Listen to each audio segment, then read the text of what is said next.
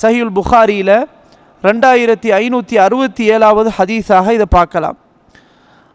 அல்லாஹ்வின் தூதர் ஸல்லல்லாஹு அலைஹி வஸல்லம் அவருடைய இனிய இல்லம் எப்படி இருந்தது என்று சொன்னால், அன்னை ஆயிஷா ரலியல்லாஹு அன்ஹா அவர்கள் சொன்னார்கள், நாங்கள் பிறையை பார்த்து விடுவோம்,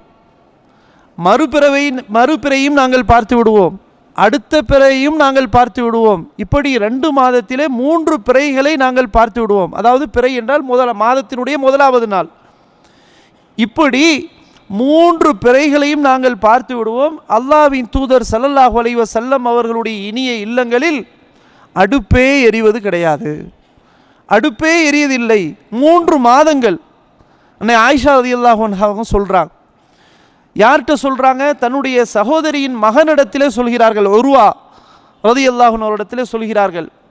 அப்போது உர்வா ரலியல்லாஹு அன்ஹு அவர்கள் கேட்கிறார்கள், யா ஹாலா, சிறிய தாயே, மாகான யுஈஷுக்கும், அப்படியானால் நீங்கள் எப்படி வாழ்க்கையை நடத்துனீங்க, எந்த மாதிரி நீங்கள் இந்த மாதிரி உங்களுடைய குடும்பத்தை நகர்த்துனீங்க அப்படின்னு கேட்கும்போது அன்னை ஆயிஷா ரலியல்லாஹு அன்ஹா அவர்கள் சொன்னார்கள், அல் அஸ்வதான், அஸ்வது என்றால் கருப்பு, 2 கருப்பு உணவுப் பொருள்கள் மட்டும்தான் எங்களுடைய வீட்டில் இருந்தது.